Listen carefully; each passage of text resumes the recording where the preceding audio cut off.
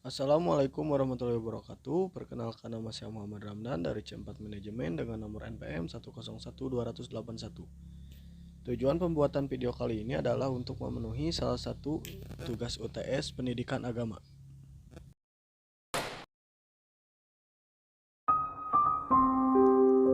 Ahamiyatu marifatillah atau urgensi mengenal Allah Ta'ala.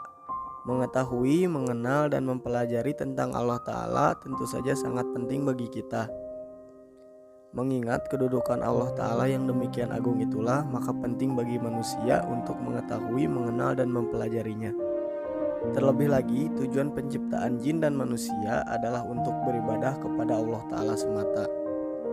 Seorang hamba tidak akan dapat merealisasikan tujuan tersebut jika dia tidak mengenalnya. Allah Ta'ala berfirman, "Tidaklah aku ciptakan jin dan manusia kecuali untuk beribadah kepadaku." Syekh As-Sidi rahimahullah berkata tentang ayat ini, hal itu erat kaitannya dengan marifatullah, karena sesungguhnya kesempurnaan ibadah dipengaruhi oleh marifatullah. Bahkan setiap kali bertambah pengenalan seorang hamba kepada Allah, maka akan semakin sempurna ibadahnya. At-Thariq ila marifatillah atau metode mengenal Allah. Manusia diciptakan oleh Allah Ta'ala dengan membawa anugerah fitrah di dalam dirinya. Mengenai hal ini, Allah Ta'ala berfirman, "Maka hadapkanlah wajahmu dengan lurus kepada agama Allah." Fitrah Allah yang telah diciptakan manusia, menurut fitrah itu tidak ada perubahan pada fitrah Allah. Agama yang lurus, tetapi kebanyakan manusia tidak mengetahui. Surat Al-Rum ayat 30. Sebagian ulama mengatakan bahwa arti fitrah yang disebutkan di dalam ayat ini adalah Islam. Hal ini dikatakan oleh Abu Hurairah, Ibnu Syihab, dan lain-lain. Pendapat tersebut dianut oleh kebanyakan ahli tafsir. Makna seperti ini disebutkan pula di dalam hadis Nabi Shallallahu Alaihi Wasallam. Setiap bayi dilahirkan dalam keadaan fitrah atau Islam.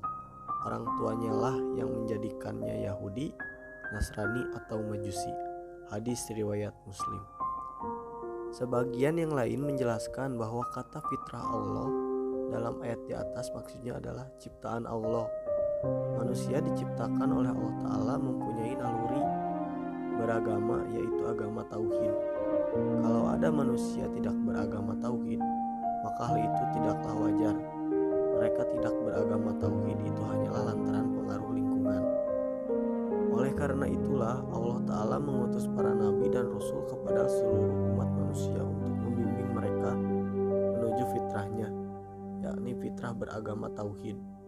Para nabi dan rasul memperkenalkan Allah Rabbul Alamin kepada mereka sebagai satu-satunya zat yang berhak disembah dan ditaati. Al-Mawani min marifatillah atau penghalang dalam mengenal Allah. Secara garis besar, terdapat dua hal yang menghalangi manusia dalam mengenal Allah. Pertama, maradus syahwat atau berkaitan dengan penyakit hati berupa nafsu dan kesenangan serta perilaku yang tidak terpuji. Kedua, maradus syubhat atau berbagai hal yang menimbulkan keraguan lebih banyak berkaitan dengan masalah akal dan logika. Maradus syahwat pertama, al-fisku atau kefasikan. Fasik adalah orang yang senantiasa melanggar perintah dan larangan Allah, bergelimbang dengan kemaksiatan serta senantiasa berbuat kerusakan di bumi. Mereka hanya memikirkan kehidupan dunia, tidak memikirkan kehidupan di akhirat nanti. Mereka disibukkan oleh harta-harta dan anak cucu mereka serta segala yang berhubungan dengan kesenangan duniawi. Lalu ada maradu asyubhah.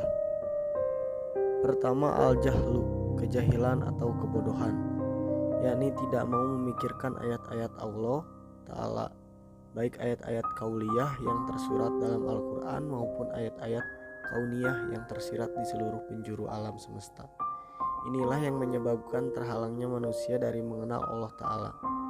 Mereka tidak mau menggunakan potensi diri mereka untuk memikirkan ayat-ayat Allah Ta'ala, sehingga ia dicela dalam Al-Quran dengan ungkapkan, "Dan orang-orang yang mendustakan ayat-ayat kami adalah pekak, bisu, dan berada dalam gelap gulita." Surat Al-An'am ayat 6. Padahal Allah Ta'ala telah memberikan kesempatan yang cukup kepada mereka untuk memikirkan ayat-ayatnya. Al-adilatu ala wujudillah, atau dalil-dalil keberadaan Allah.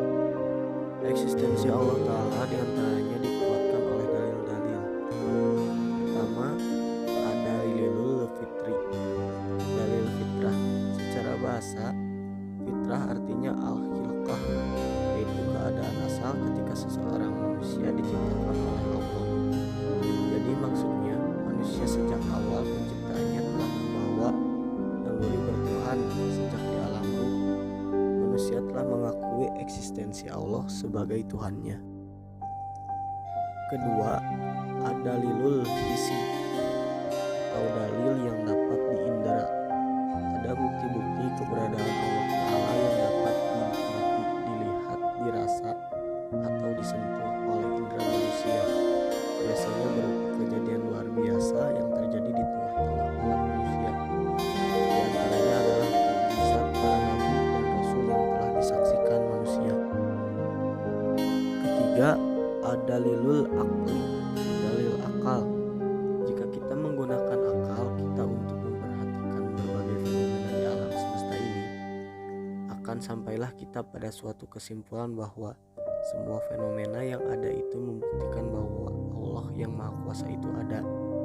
Beberapa fenomena yang menjadi bukti wujud diantaranya adalah adanya fenomena khalaqa atau penciptaan, sawa penyempurnaan, qadara penentuan, dan hada petunjuk. Sekian video yang dapat saya tampilkan. Mohon maaf bila banyak kekurangan. Wassalamualaikum warahmatullahi wabarakatuh.